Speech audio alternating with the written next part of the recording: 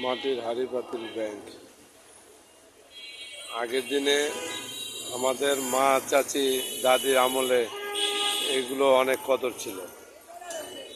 বর্তমানে ডিজিটাল যুগে আসে। একটু দাঁড়াও, এক মিনিট দাঁড়াও আমার দিকে।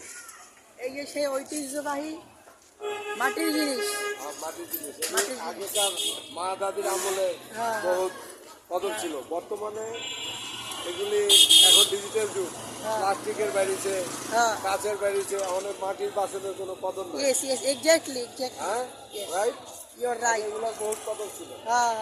আমাদের মা দাদিরা এগুলোই ব্যবহার করত। আপনারা খুব সাশ্রয়ী দামে পাবেন এখানে এসে।